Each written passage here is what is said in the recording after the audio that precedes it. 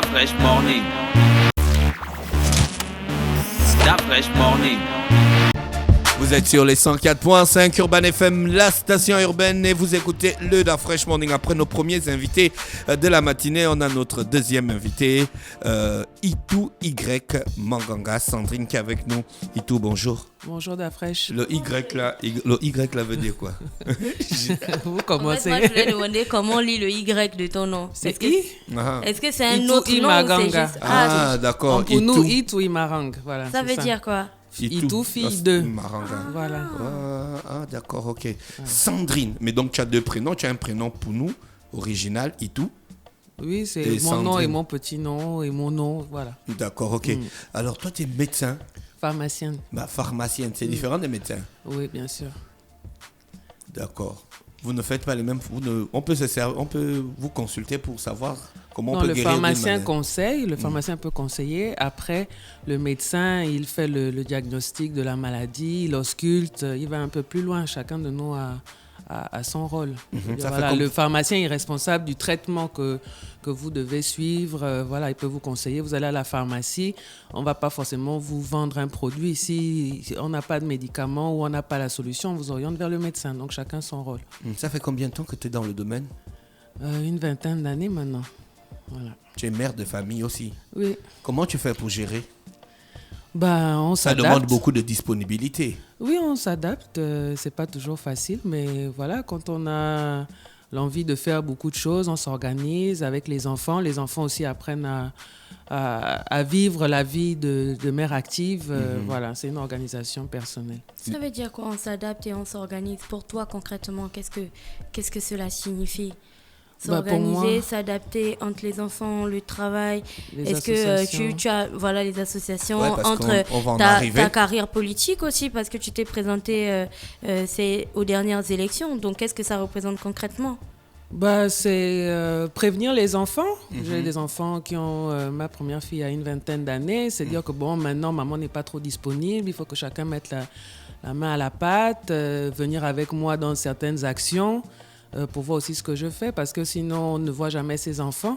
Donc c'est aller au travail avec ses enfants, c'est aller, quand c'est possible, aller partager le maximum d'activités ensemble. Voilà. Qu'est-ce qui t'a lancé dans le milieu associatif? Pourquoi tu t'es poussé dans cette entreprise qui nécessite qu'on donne ce qu'on a comme... Je pense que c'est mon tempérament déjà. La santé, quand on est dans la santé, derrière son comptoir, on est confronté à un certain nombre de difficultés. Et on se dit que si on a un peu de temps, pourquoi pas ne pas aller sur le terrain au-delà de son travail pour essayer de régler certaines choses. D'accord. Aujourd'hui, dans quelques jours seulement, donc dimanche, on sera en plein dans la journée internationale de la lutte pour les droits des femmes. La thématique de cette année, c'est Génération Égalité. Qu'est-ce que cela représente? Est-ce que cette thématique te parle à toi en tant que femme gabonaise en 2020 qui a une formation, des diplômes, mais aussi un emploi, qui est mère? Qu'est-ce que cela représente pour toi? Est-ce que ça te parle? Oui, ça parle. En fait, pour toutes les femmes doivent se battre. Après, c'est une question de tempérament. Il y a des femmes combatives, il y en a qui sont peut-être un peu plus passives. Donc, rappeler que nous avons quand même les mêmes droits en tant qu'êtres humains. Je pense que c'est ça. C'est pas tant le genre, c'est en tant qu'être humain, nous devons avoir les mêmes droits. Quitte à chacune maintenant de savoir ce qu'elle veut. Toutes les femmes ne veulent pas faire de la politique ou s'engager dans les associations ou faire des métiers d'hommes ou des métiers scientifiques. Après, ça dépend, mais il faut qu'elles aient ce droit-là, cette possibilité, si elles le souhaitent. Et pour toi, quel est ton combat? Parce que tu disais, il y a celles qui sont actives et il y a celles qui sont un petit peu plus passives. Donc, c'est une question de combat et d'engagement. Pour toi, quel est ton combat? Quel est ton engagement de femme, on peut dire, la cible pour atteindre les droits des femmes? Quel est l'axe que tu as choisi?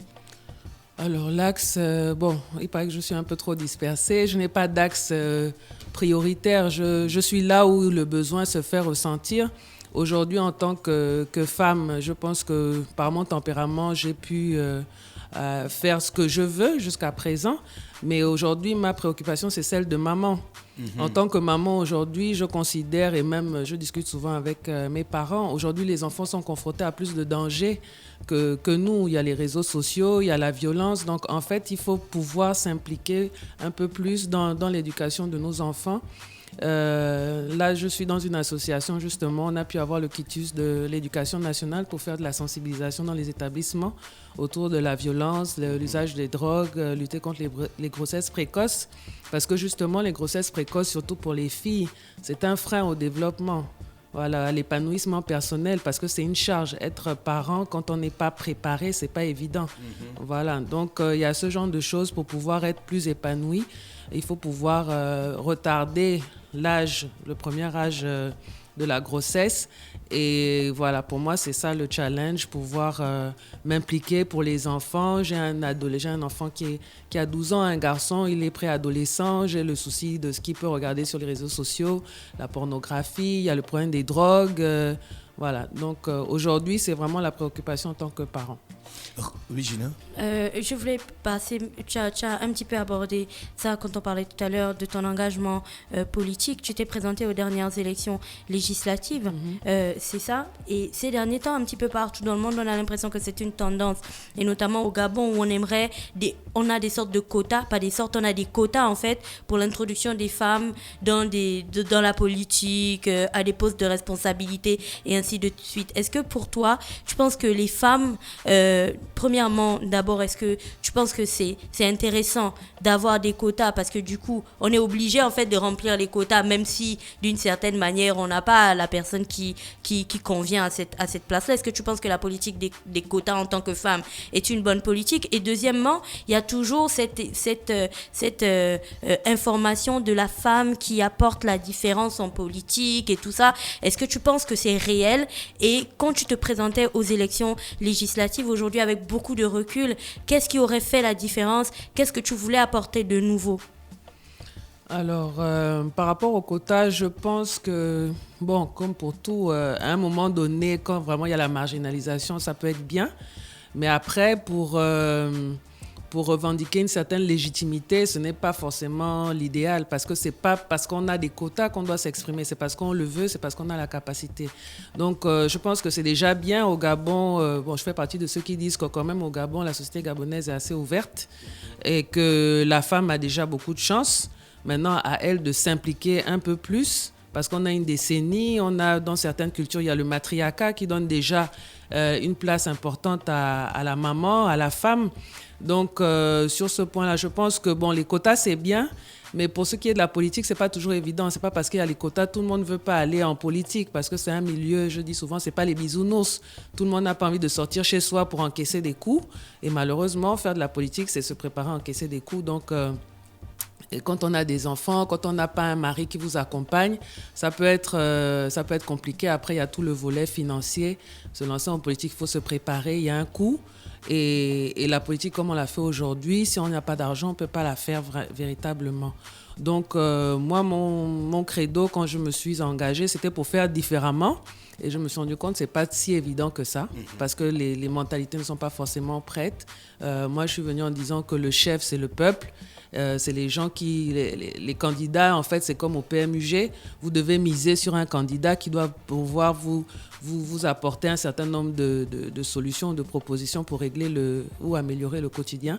Et bon, je pense qu'avec le recul, justement, les gens ne sont pas encore prêts. On dit le candidat, c'est lui qui doit tout régler, mais ce n'est pas toujours évident. Moi, je vais revenir sur quelque chose que tu as dit tout de suite qui m'a vraiment intéressé, c'est retarder au maximum le premier âge de la grossesse. Est-ce que tu as une idée des procédures qu'il faut mettre en place pour arriver à ces objectifs? C'est beaucoup d'éducation, c'est beaucoup d'éducation, c'est pouvoir en parler, la sexualité. Je ne sais pas combien de parents arrivent à parler de sexualité avec leurs enfants, c'est tabou. Et donc, parfois, les enfants, ils vont à la découverte. C'est naturel, je veux dire, nous sommes des êtres humains. Donc, la poussée des hormones fait que, bon, quand on est un jeune garçon, une jeune fille, dès 15 ans, 16 ans, on a envie de connaître autre chose. Donc, il faut sensibiliser. Il faut éduquer en disant qu'on peut retarder.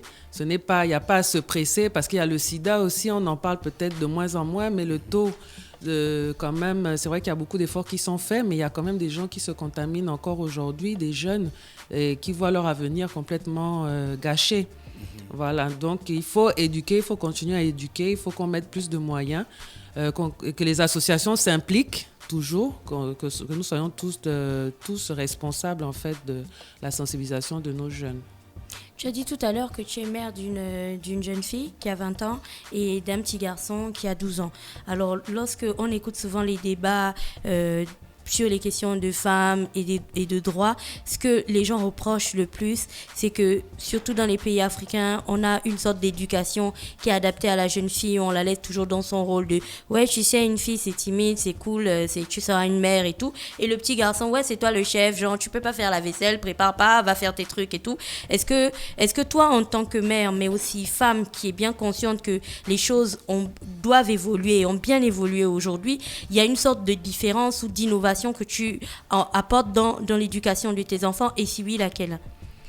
En tant que femme qui veut défendre les droits des femmes, je ne partage pas le point de vue de certaines personnes qui voudraient justement qu'on continue à être dans le schéma, les garçons ne font pas ci, les filles doivent faire ça. Il faut élever, c'est ça la génération égalité. Il faut éduquer, les enfants sont les enfants, que ce soit une fille, que ce soit un garçon, il faut les élever de la même manière. Un garçon qui sait faire le ménage, un garçon qui sait préparer, c'est pas péjoratif.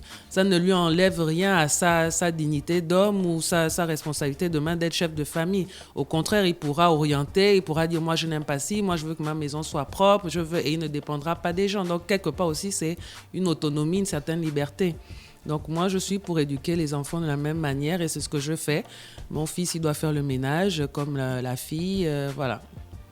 Toujours dans cette génération égalité, une petite analyse de cette société gabonaise avec ses bons côtés et parfois ses contradictions. Tu as aussi abordé un point tout à l'heure quand tu disais que ça peut être parfois difficile pour une femme quand on n'a pas forcément un mari qui nous accompagne à côté dans certaines activités.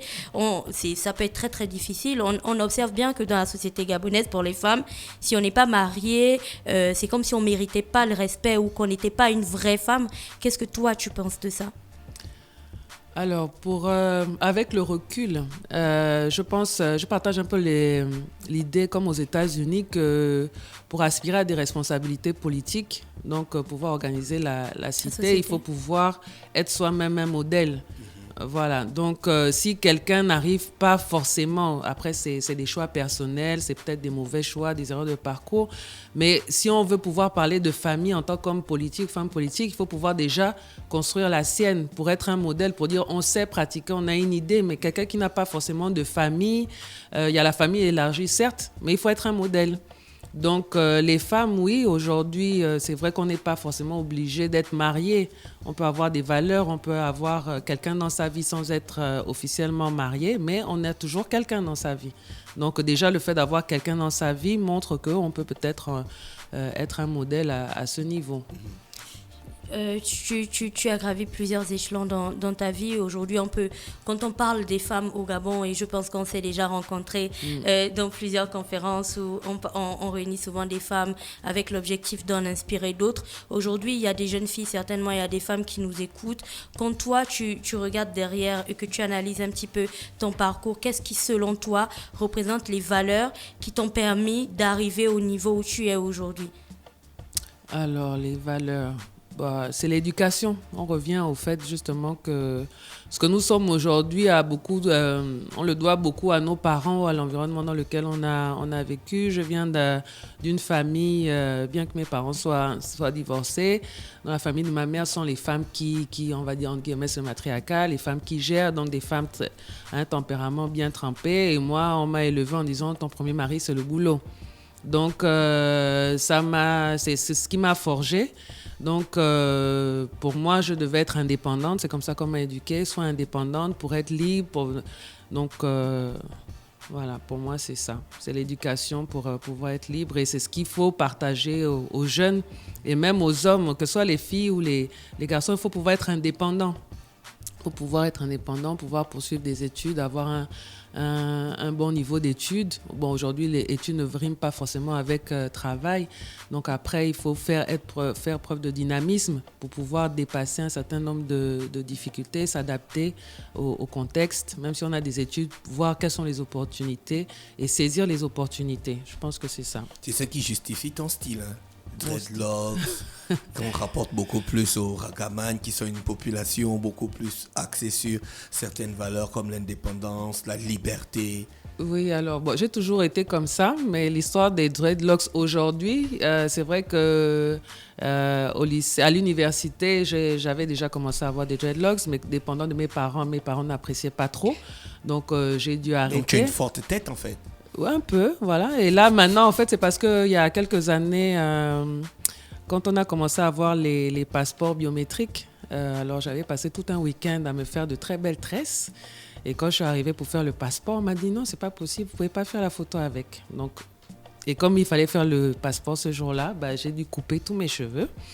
Et un peu contrariée, j'ai dit bon, ça va, je vais maintenant faire des dreadlocks. Donc voilà, depuis quelques années, plus de 15 ans, je suis aux dreadlocks. Et puis bon, après, c'est l'environnement, c'est un engagement, c'est être fier d'être noir. Voilà, c'est ça. Le jour de la Saint-Valentin, tu as organisé un concept qui s'appelle la Saint-Valentin citoyenne. Oui, c'était en rapport avec les derniers événements du 24 janvier. Donc, comme beaucoup d'entre nous, j'ai été très choquée par ce qui s'est passé. Et j'ai vu la nécessité justement de pouvoir parler de l'utilité des réseaux sociaux, de pouvoir discuter ensemble de comment est-ce qu'on devrait utiliser les réseaux sociaux. Donc c'est pour ça, après la violence, la barbarie du 24 janvier, je me suis dit que la Saint-Valentin, journée de l'amour, voilà, c'est pas seulement l'amour de son conjoint, c'est l'amour de son pays aussi, qu'on pouvait essayer de débattre des questions des réseaux sociaux, pourquoi cette violence, comment est-ce qu'on a pu en arriver là, comment peut-être prévenir.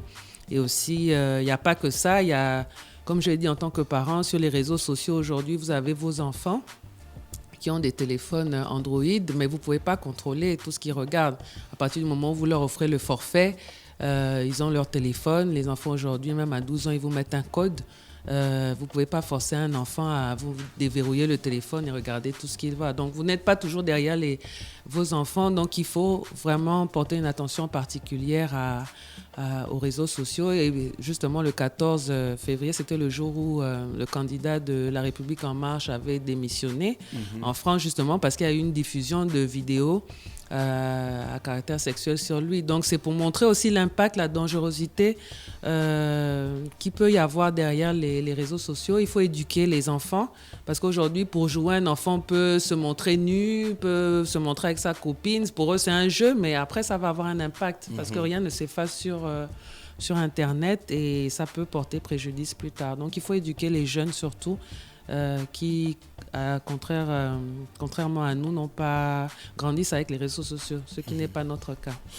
Pour cette année, il y a beaucoup de femmes en fait qui ont réfléchi sur des choses sur lesquelles elles pensent qu'on devrait améliorer certaines choses.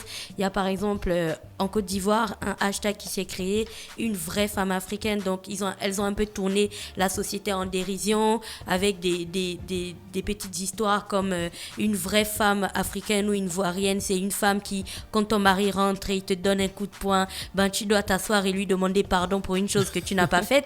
Donc en fait, elles ont dénoncé. C'est un hashtag, ça. Oui, le hashtag c'est une vraie femme africaine. Elles ont dénoncé plusieurs dérives de la société comme ça en tournant ça à dérision en fait, et ça a conquis toute la Côte d'Ivoire. C'est une tendance depuis la semaine dernière. Toi, de ton point de vue, quelle est la chose sur laquelle tu penses que notre pays devrait encore faire plus d'efforts? Une seule chose. Un cas sur lequel tu penses que pour les droits des femmes, on doit absolument travailler dessus. Alors, comme je l'ai dit, moi, je pense que la société gabonaise est assez ouverte. Je pense que, comme le dit le thème de cette année, il faut que les femmes se lèvent. En fait, nous ne sommes pas assez nombreuses à nous lever. Il faut vraiment... c'est vrai qu'il y a des stéréotypes, des tabous, mais il faut qu'on se lève. Les femmes doivent se lever pour dénoncer, ne pas avoir peur. Je pense que les femmes sont trop... la gabonaise est encore trop passive. Voilà, je pense, c'est vrai, il y en a qui sortent du lot, mais en majorité, nous sommes encore un peu trop passifs. Itou, merci d'avoir accepté notre invitation. C'est moi. On vous souhaite de passer une bonne journée à l'écoute des programmes d'Urban FM. Merci à vous aussi. Restez connectés sur les 104.5 Urban FM, la station urbaine. Stop Fresh Morning.